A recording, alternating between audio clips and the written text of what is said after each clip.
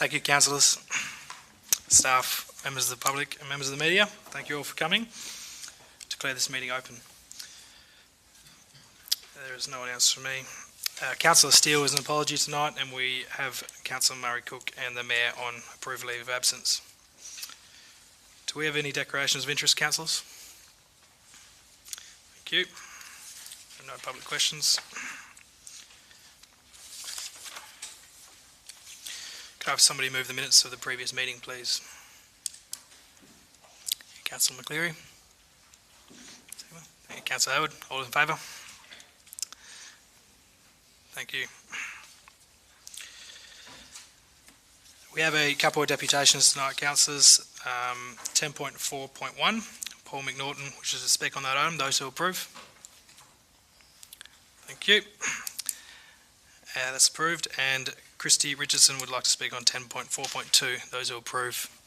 Thank you. Did I miss something here? For those two items, we'll call you up when you're required to speak. Thanks, guys.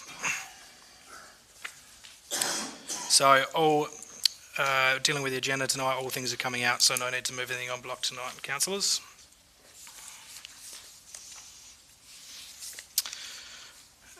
So 10.1.1, we have a committee recommendation there and then an executive recommendation, which potentially just clears up a few of the wording there. Do we have a mover for either? Probably the committee, the executive recommendation. Thank you, Councillor Stack. Do I have a seconder? Councillor Cleary. All those in favour? Thank you. That one is carried unanimously.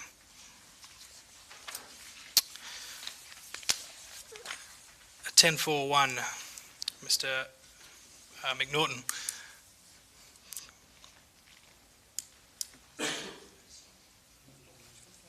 Was that right?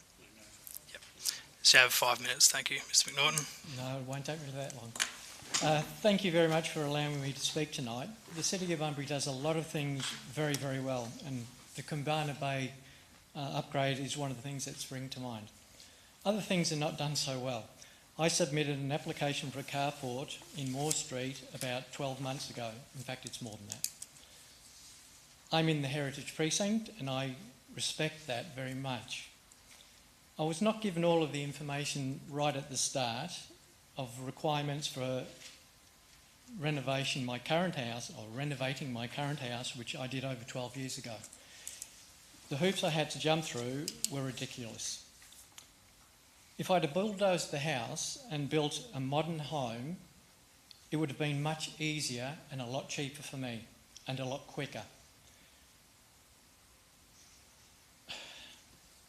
No, what I would say in keeping, not what I would say would be keeping in the Heritage Precinct area. My wife and I leave for work at different times.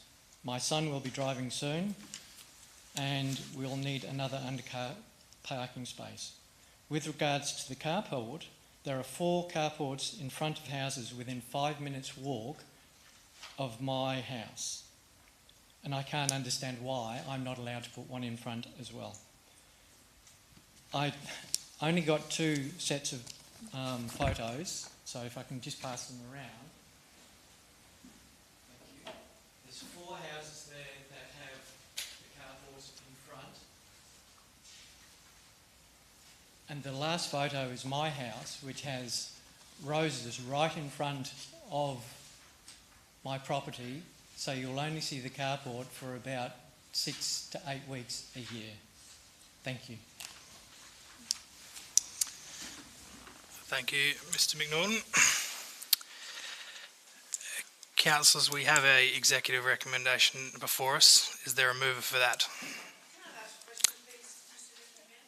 Yes, you may. Thank you. Before we go on, these houses, which are a little way away, are they in the Heritage Precinct or are they out of the Heritage Precinct? Thank you. We'll have to ask that of an officer. I'm not sure if he has the material to answer it. Sorry, Mr. McNaughton, we can't have quick answers from the gallery. I appreciate that. The CEO is unsure of the properties. I'll allow the officer to have a quick look if he's around, but thank you, Thor.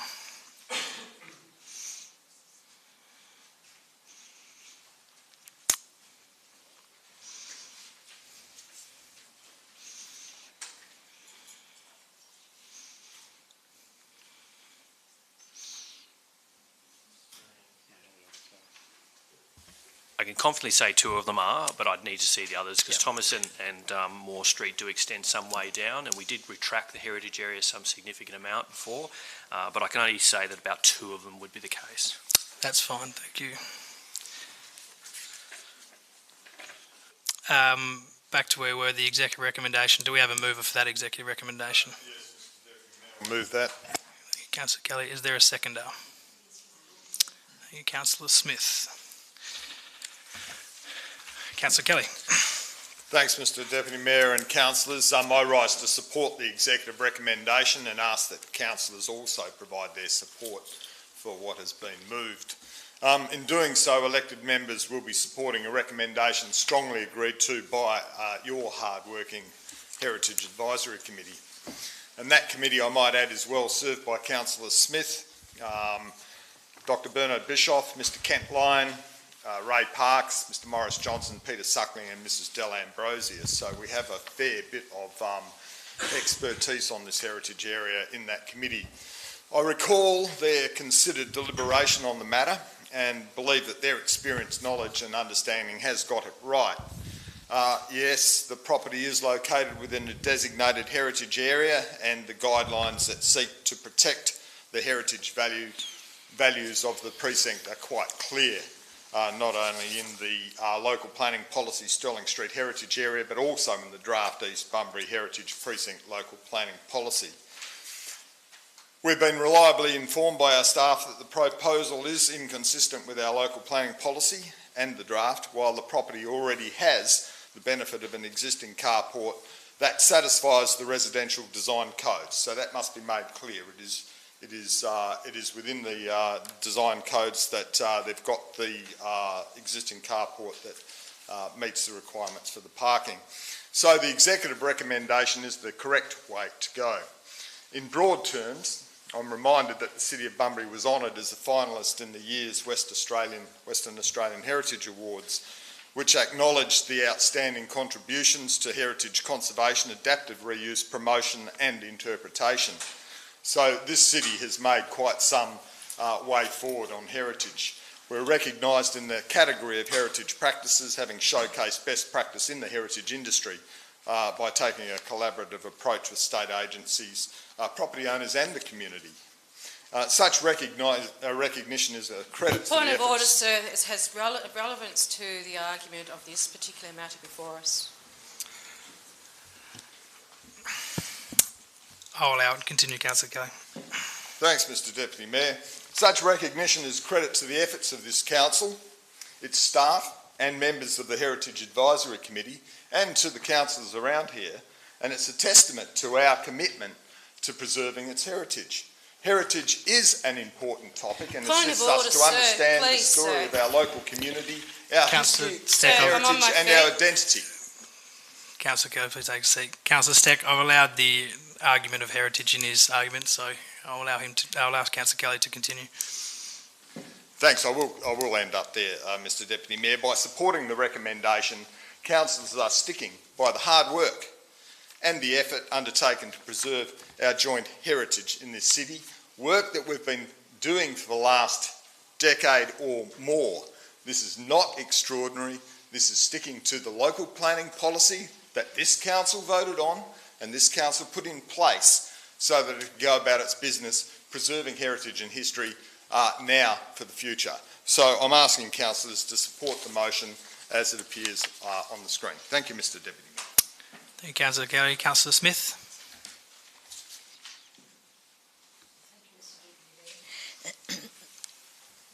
The heritage area is really important to this town. I was born in this place and I've seen too much of it gone. And I think that we have got a heritage area and we must preserve that, and I concur with the remarks made by Councillor Kelly. Thank you. Thank you, Councillor Smith. there a speaker against? Councillor Steck. Thank you, Mr Deputy Mayor and Acting Mayor. I refer to the fact that this matter, as of last week from questioning, we discovered that there is nothing in the scheme text, not the policy, but the scheme text, that does not allow this kind of carport development. There is no definition as to what the carport should look like, what the carport should be, only other than that there needs to be at least 2 vehicles.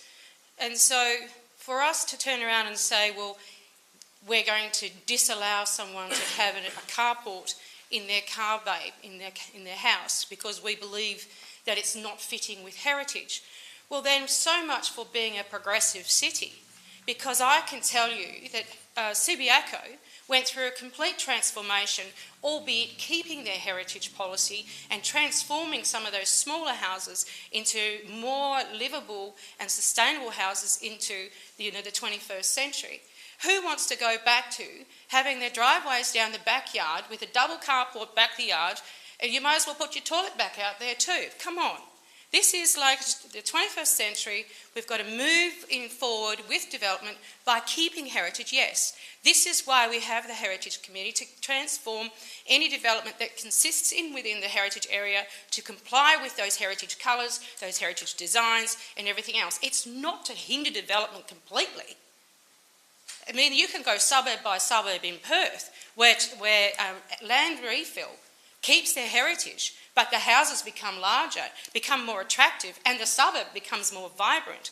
And if you say this is heritage, well, I would define that this property is not actually a heritage listed property at all.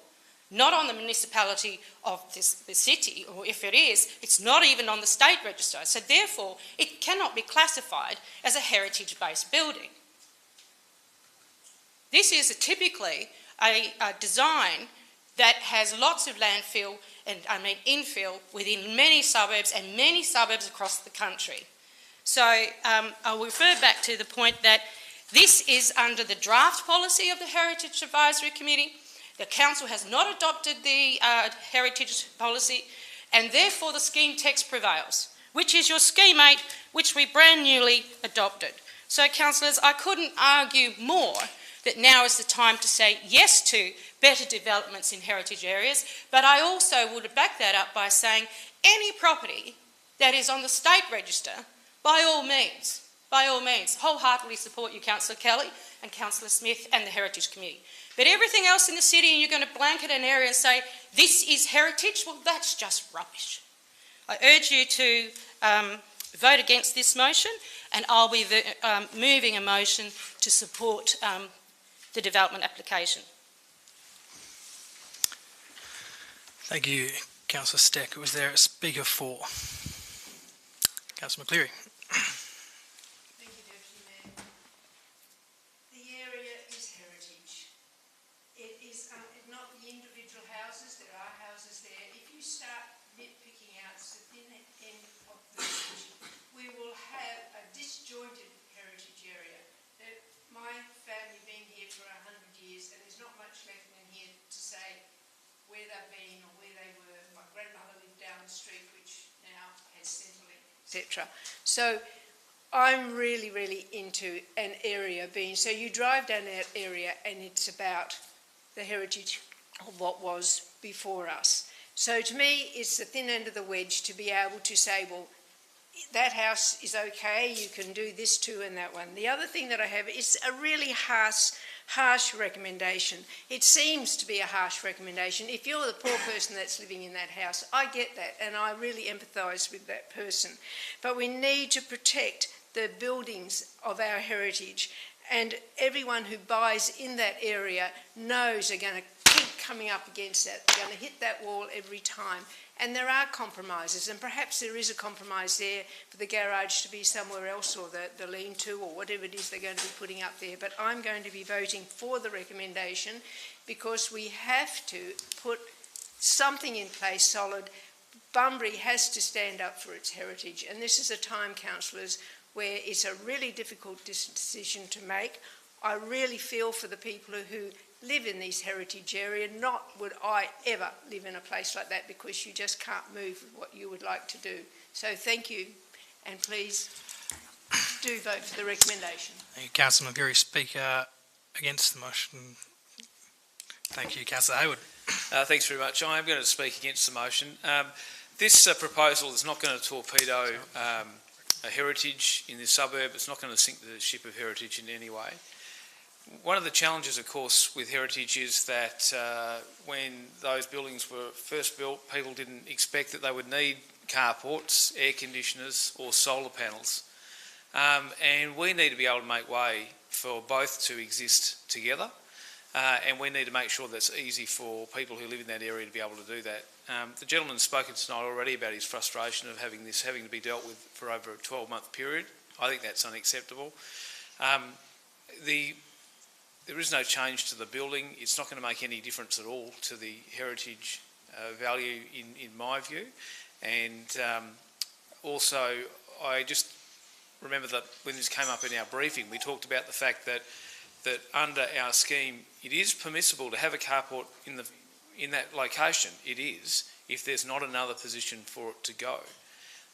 And one could argue that because there is already an existing one on the side of the house, there actually is nowhere else for it to go, and on that basis we could approve it. So I'd encourage us to have a bit more of a pragmatic look at this particular item. This is not a debate about the value of heritage. It's simply a question of whether this gentleman's allowed to put up a carport in his front yard to keep his child's vehicle protected from the elements, and I think that's something worth supporting. Thank you.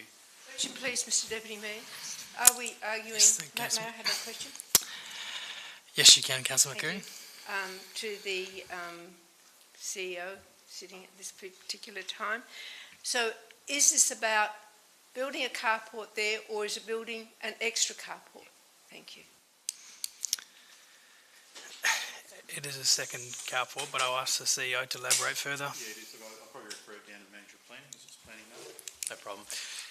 Deputy Mayor, it's purely to do with the front setback. So expanding the existing carport would be fine. It's just trying to get things behind that front building line. So right next to it and anywhere behind that is ideal. Thank you. Thank you, Officer. Now that answers your question, Councillor McCleary. Not really, because I thought it was an extra carport that was asked for, that there's already one in situ and this is an extra carport. That is where I'm a little bit vague about. Thank you. Yeah, okay. There is a current carport, and this one's going to be at the front of the property, which is why the officers have deemed it to be refusal, because it's obviously outside. There's an existing one there already. There is. Thank you. Thank you, Councillor Hayward. Was there a further speaker for this recommendation? Councillor Kelly, I'll ask you to close. Before I close, Mr Deputy Mayor, I'd just like to make a clarification of the point that Councillor Steck said that the legislative and council policy compliance wasn't relevant. I just want to get a clarification from the staff, particularly a strategic planner, that the City of Bunbury local planning policy Sterling Street Heritage Area is a statutory planning instrument that is being used to make this decision. Sir, that's not what I said. I said the policy Councillor council. Steck, please take a seat. The question wasn't directed to you, Councillor Steck.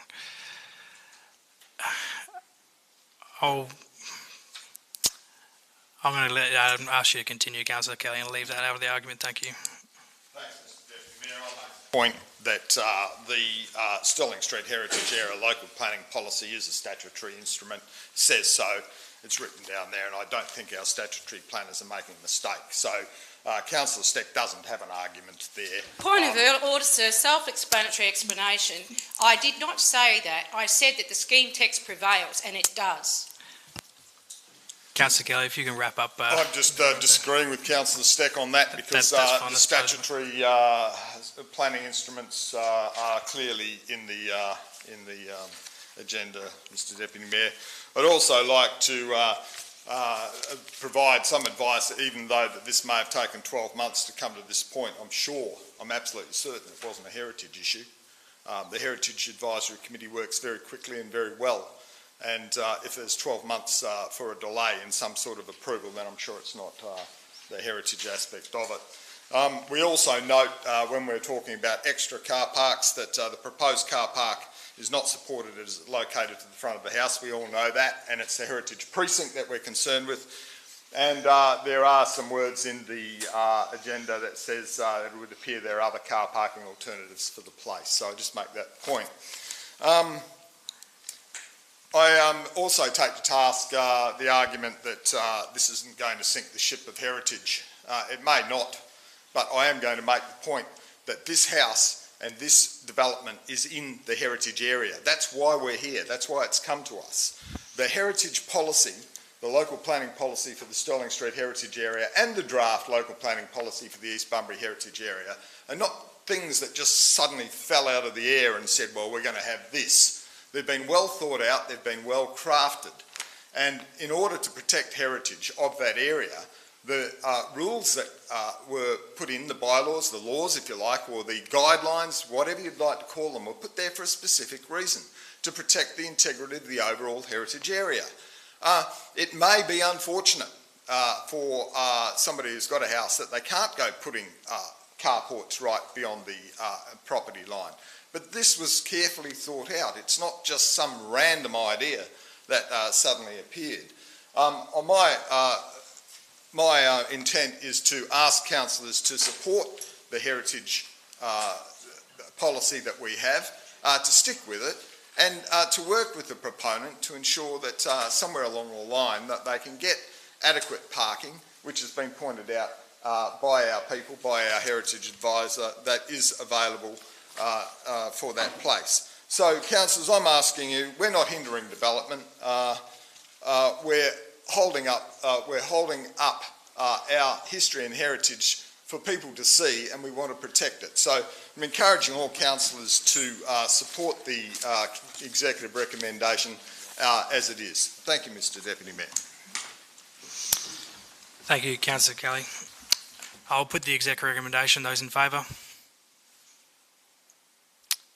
4. Those against? 5. That recommendation is lost. Those against? Or would you like to hear 4 or against? It doesn't really matter. Those against were Councillor Morris, Councillor Hayward,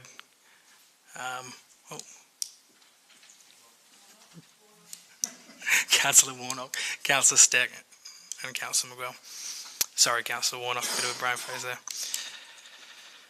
Councillor Steck, you indicated there's an alternate motion. Yes, sir. I move option 2. The alternate recommendation is in front of us, which was sent out during the week. I'll just allow it to come up on the screen. Is there a seconder for that one? Councillor Morris, thank you. Councillor Steck. Sir, I think that enough's been said. I just urge councillors to vote for the motion. Thank you. Councillor Morris. I asked a question at the briefing meeting last week if we actually had the right not to have an extra carport placed upon a lot. Now, after 5 minutes, I still don't know what the answer was. But we were given the answer in relation to an alternative location. It could not come from the back because the easement was in fact drainage. Can't go through it. A carport is on the side. Now, what was stated in relation to our agenda, the carport is proposed to be located within the front setback area in front of the house, which is inconsistent with both the adopted and draft local planning policies, which preclude the location of carports within the front setback area, unless there is no other alternative location. They couldn't give us another alternative location. Hence, it should be, in fact, allowed to be built. If we cannot say categorically that they do not have the right to have an extra carport, they've already said unless there is no other alternative location. And this is the other alternative location in the front of the house. Simple as that. Speaker against, Councillor I Kelly. will speak against it, Mr Deputy Mayor, because the councillor to my far right is incorrect in that the residential design codes are clearly clear about the existing carport being what we're allowed to provide and what they're allowed to have. It's not a question about whether or not they can have an extra carport or 2 carports or 3 carports. They have the carports that the residential design codes allow. It happens sometimes, I guess, to all of us that we're forced to listen to words that do not meet the spirit of the subject, Mr Deputy Mayor. And this evening our fellow councillor on the far right has told us how he thinks we should ignore the spirit of Bunbury's history. He maintains, along with others, that our policy designed to protect the heritage precinct of this place we call home should be trashed. Point of That's my order, view. sir. No one said that in this room, and I asked the councillor to retract that statement. Councillor Kelly, just careful on what comments you're making there. Thank you, Councillor Kelly. The councillor on the far right argues that the efforts made by our planners and our people to preserve something of the past for the future is not worthy. That's what it boils down to. I argue against the rationale that somehow we have the discretion to diss Bunbury or to unilaterally dismiss its heritage character, which is what we are doing.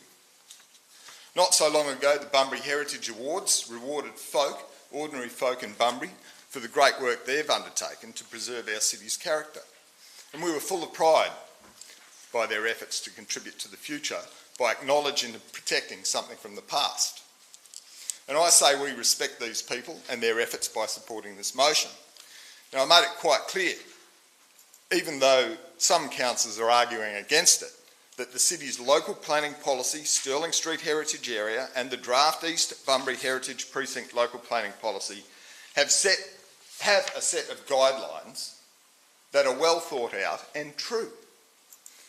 And I'd submit that we show some respect for this planning policy, and we've got quite a few planning policies, ahead of any transitory and illogical argument.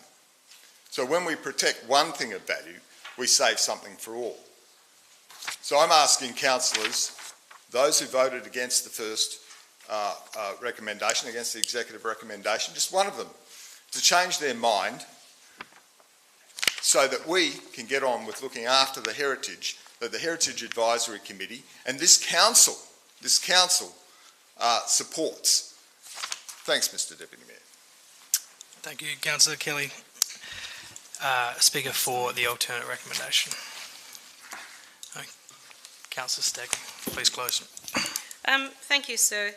I would just go back to again, with some of the commentary in this room this evening on this particular issue that has not actually factually been correct.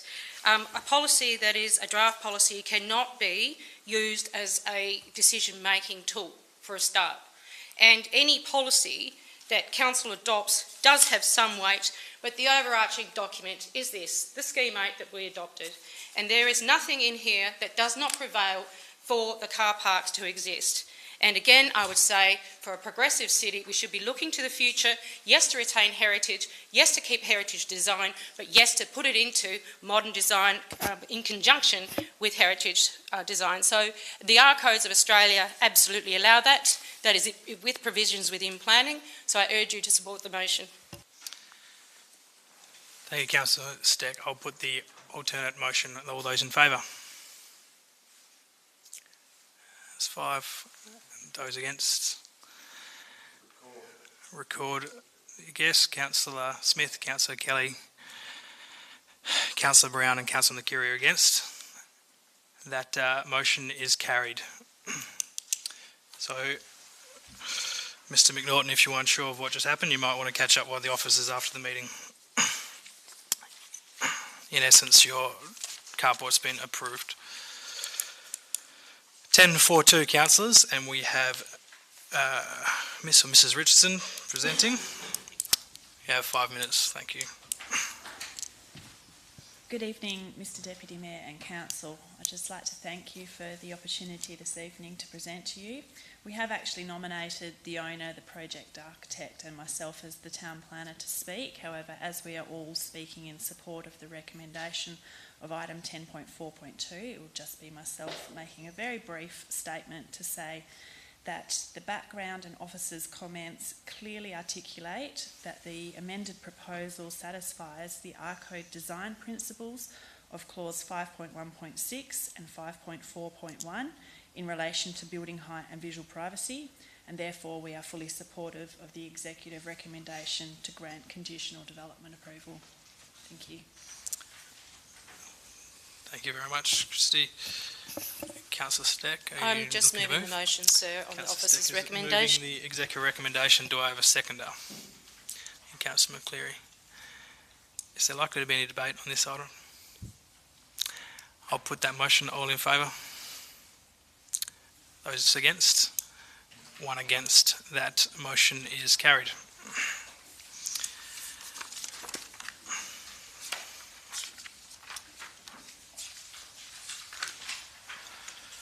We have an application for leave of absence from Councillor Steele.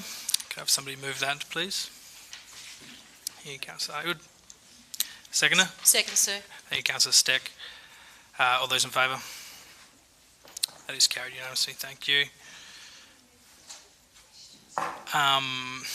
Yeah, okay, Councillor McCleary. That was only one Yeah. or two. We didn't have anything to deal with Councillor McCleary. We dealt with all the items. 10.2 Executive Officer Report. Sorry, yeah, 10.2, that was 10.2? Oh, there's nothing in there, Councillor McCleary, there was no reports. Oh, I'm just reading off the agenda. Ah, Sorry. I didn't hear. We dealt with all items, thank you, Councillor McCleary. That's fine. I'll declare this meeting closed, thank you.